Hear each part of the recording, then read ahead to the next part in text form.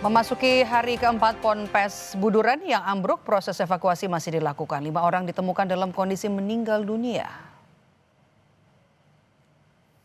Proses evakuasi masih terus dilakukan di Pondok Pesantren Buduran Sidoarjo, Jawa Timur. Hingga hari keempat, tim gabungan berhasil mengevakuasi 108 orang.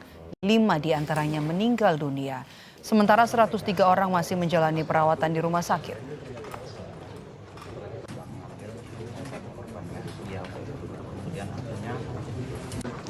Per hari ini yang sudah terdata korbannya 108 korban. Itu terdiri dari 103 yang kondisi selamat, ya semuanya dirawat di rumah sakit, rinciannya ada. 5 meninggal dunia. Nah, 5 juga saya yakin rekan-rekan media sekalian sudah tahu nama-namanya.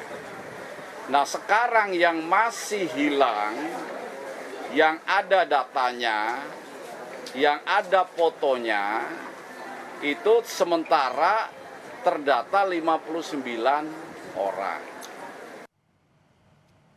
Memasuki hari keempat pencarian korban ambruknya bangunan pondok pesantren di Sidoarjo, penggunaan alat berat untuk proses evakuasi mulai dilakukan.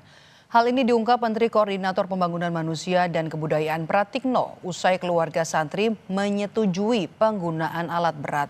Penggunaan alat berat untuk proses evakuasi disebutkan Menko PMK Pratikno dilakukan setelah mendapatkan persetujuan dari seluruh keluarga korban santri.